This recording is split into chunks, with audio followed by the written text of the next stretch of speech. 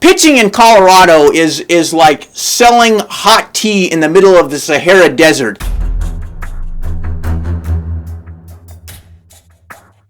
Greetings YouTube and welcome to the Suicide Squeeze Baseball Show here on the Fireball Review channel. Well, ladies and gentlemen, I haven't been this excited since Celine Dion announced her comeback tour a number of years ago. I haven't been this excited since Heinz came out with green ketchup. We are just 2 days away from the baseball season getting underway. Hope springs eternal for all teams throughout Major League Baseball, except for Pittsburgh and Baltimore, of course. But be that as it may, yesterday I did a regular season American League prediction video, so go check that out if you haven't done so already. Today I'm going to do the National League, and then tomorrow is the big one. Tomorrow we're going to run down the playoff predictions, my playoff predictions, and who I believe is going to walk away with the World Series in 2022. So without further ado though, let's get into the National League regular season predictions. Let's go! So starting in the West and heading east, we will begin with a team that has the greatest big game pitcher of his era. And unfortunately for him, he plays on a team that has virtually no shot at not only winning the World Series, but probably, to be quite frankly, has no shot of making the playoffs. And I am speaking, of course, of the Arizona Diamondbacks and the great Madison Bumgarner. It's unfortunate, Bumgarner has seen better days, certainly. He is still the ace of the rotation, but this is a very bad baseball team. They lost 110 games last year, and if they can be in the 90-loss column this year, that would be a massive improvement for these guys. I read something today that they're in the top 5. They have the top 5 farm system, so hopefully help is on the way because the Diamondbacks need it badly. They are going to finish in the basement in the NL West, though. If you're a Colorado Rockies fan and the season has just concluded and you've played game 162, it must feel like Groundhog Day. Year after year, either 4th place or they're in dead last in 5th place. It is a disastrous situation. Part of this problem is the NL West is just a loaded division. You have the mighty Dodgers. The Giants are always good. The Padres have had a lot of good young talent these last few years. Even the Diamondbacks from time to time are good. Not this year, obviously. Pitching in Colorado is like selling hot tea in the middle of the Sahara Desert. It is not a fun situation for pitchers playing at Coors Field. And they have a lot of good young pitching talent this year. A lot of good young prospects in that rotation. But you got to wonder, how are these guys going to react pitching in that stadium? It's a disastrous situation. But they've added Chris Bryant. They lost Trevor Story in the offseason. They basically let Trevor Story walk out the door for a bag of Fritos. I don't know what they were thinking. They should have traded the man. They should have got something back. All they got is a compensation pick. You don't know what's going to happen with that compensation pick. That guy could be bagging groceries in 2 years. Now, I can't remember a team in my lifetime that absolutely came out of nowhere to win 100-plus games. That happened last year with the San Francisco Giants. They won 107 games, edged out the mighty Dodgers, who came in second in that division. They fell to the Dodgers in the division series, unfortunately, though. This year, I think the Giants, they're going to come back down to earth slightly this year. They're not going to win 100-plus games. I think they're going to be a 90 to 97 win team this year. They're definitely going to be a playoff team, I believe. We'll get into the seedings later at the end of this video.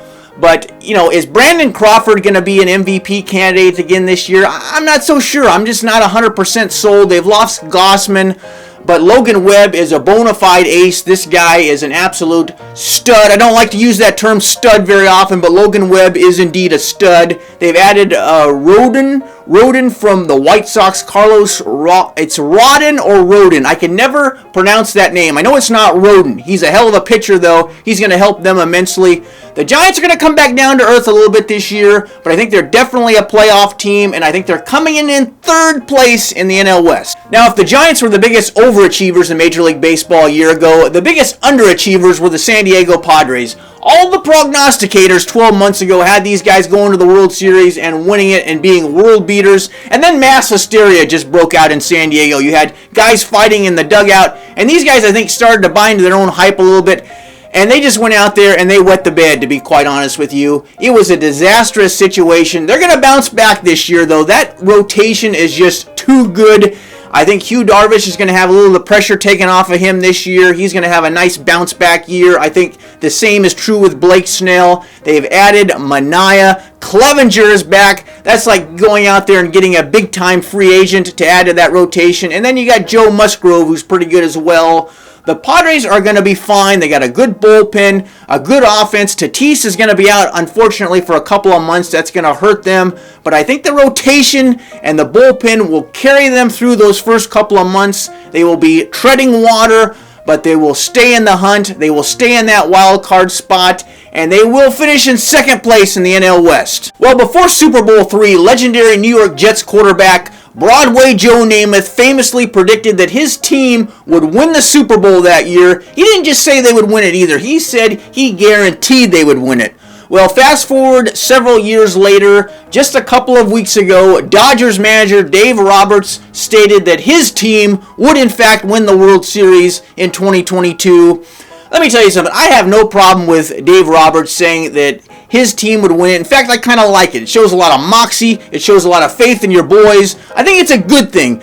But it puts a lot of pressure on the man. It puts a lot of pressure on his organization.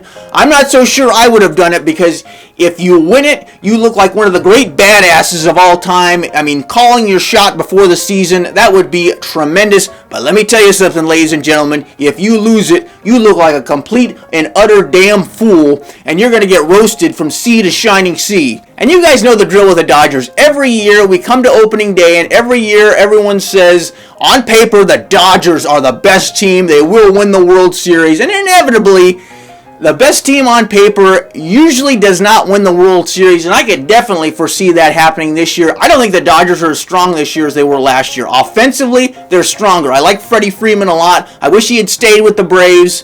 That's definitely a shot in the arm for the Dodgers. He's an upgrade offensively over Seager, who left for the Rangers last year. I know they play different positions, but that's basically who they were replacing from an offensive standpoint. The bullpen is good, but there's 4 or 5 other bullpens I think are as good as the Dodgers. I mean, to be quite honest with you. But the problem I really have with this team is the rotation, okay? Buehler is a good pitcher. I think there's probably 5 or 6 guys who are better aces than him. I would take DeGrom. I would take Scherzer over him. I would take the 2 boys in Milwaukee. And then when you get past him, he's a good pitcher. I don't want to cast aspersions against the man. He's definitely a legitimate ace. But when you get past Buehler, I mean, you got Urias, who was really good in 2020, but then last year he kind of came back down to earth a little bit. He didn't have a very good postseason. Kershaw is not really that old. I think he's a couple years younger than Scherzer. But with him, it's like the old Indiana Jones line. It's not the years, it's the mileage. He's got a lot of mileage on that arm.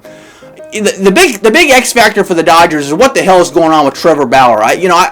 I don't want to get into the off the field stuff with this guy, but eventually you're going to have to make a decision on this guy. Either he's going to come back or not. He wasn't charged with anything, so you're going to have to either bring him back or get rid of him. But if he comes back into this rotation, all bets are off. These guys will probably win the World Series, but it seems like nobody in that clubhouse wants him back.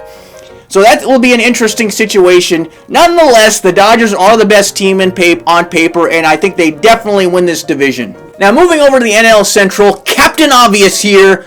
The Pittsburgh Pirates will come in the cellar once again in the NL Central. And it's a very sad situation in Pittsburgh. This was once a very proud franchise back in the 70s when they had Willie Stargell, and then Clemente was there early in the decade. Later on in the 90s, they had Barry Bonds and Bobby Bonilla, and Jim Leyland was the manager. They have those cool black and gold uniforms with a pirate logo. This is a very historically sound franchise that deserves better. Their fans deserve better. Pittsburgh is a great sports town. They have possibly the greatest ballpark in all of baseball, but they have a bunch of incompetent ignoramuses running that organization. 2 playoff appearances since 1992.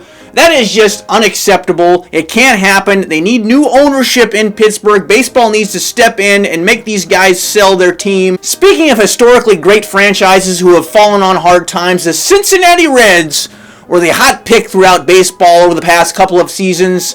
They had a lot of good young talent. some big bats, some nice arms in the rotation, and then the ownership and the GM just decided, well, what the hell, let's just tear it all down and start over again. Never mind the fact that we were probably only one arm or one bat away from competing for a World Series. But be that as it may, the Reds are in for a long season. I don't really know why they tore it down to begin with. I could name you names here, but none of you are going to know who the hell any of these guys are. I mean, all I can tell you if you're a Reds fan is at least you can feast on the lowly Pirates for 15 to 20 games this season. Now, one team that no one seems to be able to figure out is the Chicago Cubs.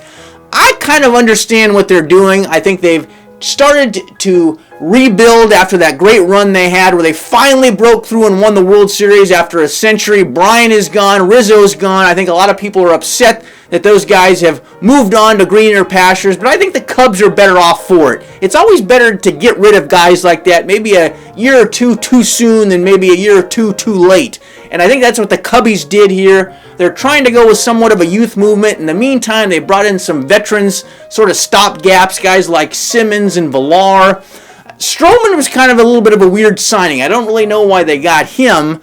I don't think they believe they're going to be able to compete for a World Series this year or even probably make the playoffs. I don't really see them making the playoffs this year. Maybe they overachieve with some of these veteran players. You never know. Some guys will just break through, have career years towards the latter half of their careers. And maybe that happens with the Cubs this year. You know, they brought in Suzuki, the hot-hitting outfielder from Japan. I'm not even going to attempt to say that dude's first name. Now in St. Louis, Missouri, Big Al has returned to the St. Louis Cardinals. Of course, I'm speaking of Albert Pujols, of course. The only good thing that came out of the DH returning to the National League, in my opinion, is that Albert Pujols gets to go on one last ride with the St. Louis Cardinals and Yadier Molina. Adam Wainwright is there. He is their ace. He is 40 years old. He had a hell of a year last year. Hopefully he can duplicate it for the Cardinals this year. They're going to need him big time. Cardinals did not make any moves in the offseason. They brought in Albert Pujols to DH from time to time. They brought in Steven Matz for the back half of the bullpen. But, you know, the Cardinals were good last year. They made the playoffs. They certainly might make the playoffs this year. I see them competing for that 5th or 6th wild card spot. But they ain't touching the team in the top spot. Woodruff, Burns, Peralta. It might not be Maddox, Glavine, and Smoltz back in the 1990s, but the best rotation in baseball in 2022 resides in Milwaukee, Wisconsin with the Milwaukee Brewers, who I believe will win the NL Central. Let me tell you something about these guys. I am as high on this team as Charlie Sheen probably was back in the 1980s. I think this is a hell of a baseball team.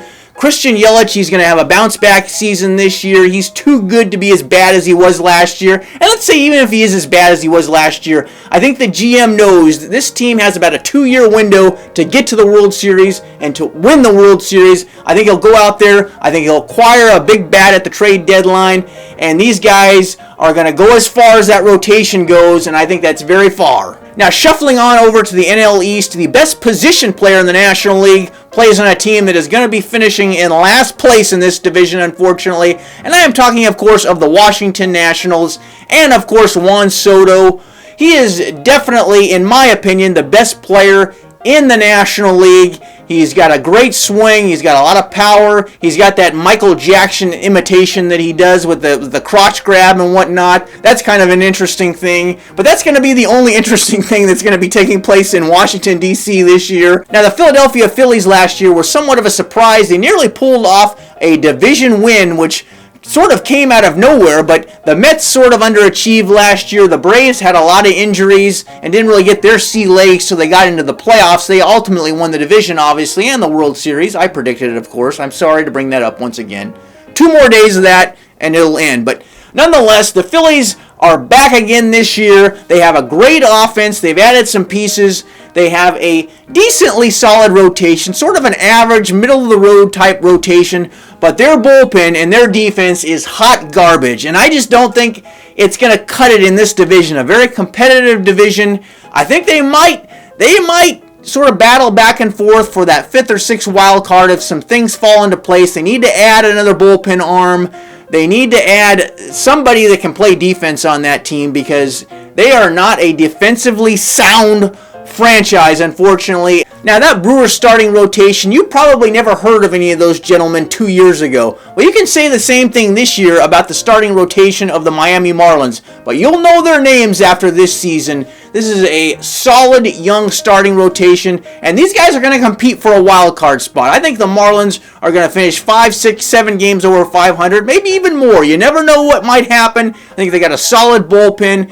Probably could use a couple of extra bats. Jeter has left town. He is no longer in Miami. He's the only man who seems to be leaving Florida these days. But the Marlins are going to be good. They're going to compete for a wild card spot. Hopefully they can keep it together for a few years. Now, full disclosure, 1 week ago at this time, I was so high on the New York Mets. Not only did I think they would overtake the Braves for the division crown, I thought this team would probably win the World Series. I was leaning in that direction. I'm not going to lie to you. I mean, you have DeGrom, you have Scherzer. I mean, what a 1-2 punch these guys have. They got a great offense. They got a solid bullpen. They got an owner who's got as much money as Bezos and Elon Musk. Okay, maybe he doesn't have as much money as those guys, but he's in that tax bracket at least, okay? And he will spend whatever it takes to get that World Series that the Mets fans have coveted since 1986. But then when DeGrom went down with that injury, all bets were off. I mean, I like Jacob DeGrom. He's the best pitcher in all of baseball. But, you know, it's just a bad sign. They say they're going to reevaluate him in 4 weeks. That just means they're gonna examine him again. He's not gonna pitch for at least probably off a mound for 6 weeks. That means he's probably gonna be out at least 2 months. I just smell Tommy John surgery coming for this guy. I hope it doesn't happen. But make no mistake, even if DeGrom isn't able to come back, they've brought in Mad Max Scherzer, who is the most competitive man in the world and who is an absolute maniac on the pitcher's mound. They are going to be fine with him as their ace. They've also brought in Bassett right after the lockout. That was a big trade, a guy that they needed to add to the rotation. They need a big year out of Taijuan Walker this year, and they've added the man with my favorite name potentially in baseball history to play center field, and I'm speaking, of course, of Starlin Marte. But at the end of the day, even though Freddie Freeman has gone to the dark side, I still got to go with the Atlanta Braves in this division. This is still a heck of a team. They brought in Olsen to replace Freddie Freeman. It's a shame he wasn't able to come back. It would have been nice if Freddie would have been a lifelong Brave like Chipper Jones. It just didn't happen. I wish him well with the Dodgers. I don't wish his team well, but I wish him well. But these guys still got a great rotation with Fried and with Anderson and with Morton. They got that night shift out there in the bullpen who was clutch and huge for them in the playoffs last year, especially against the Dodgers and then again against the Astros in the World Series. They've added Jansen to that rotation, or not to the rotation, into the bullpen. He had a big year last year. I think a little of the pressure will be off him this year in Atlanta. The Braves are going to be just fine, and they're definitely going to win this division. So again, I'm going to do the playoff and World Series predictions tomorrow in that video, but let's go over the seeding for the National League very quickly. I'm going to say the Dodgers are going to be the number 1 seed. They're going to win 100-plus games again this season. I think Milwaukee will be the 2 seed. I think the Braves will be the 3 seed. They're in a very tough division. They're going to be battling it out with the Mets and the Phillies and the Marlins. So I think they get the 3 seed. I think the first wild card, who will be the 4 seed, will be the New York Mets. I think the Mets will get the 4 seed. I think the 5th seed is going to go to San Diego. And I've been going back and forth between the Marlins and the Giants, but the Giants were just too good last year, and I don't see them falling off enough to miss the playoffs. I think the San Francisco Giants get that 6th and final playoff spot. But now I want to hear from you guys. Who wins these divisions? Let me know down in the comments. And does Starlin Marte have the greatest name in baseball currently? Let me know down in the comments. And as always, hit that dislike button if you didn't like this video. Otherwise, see you next time. See you tomorrow for the World Series predictions. Toodles!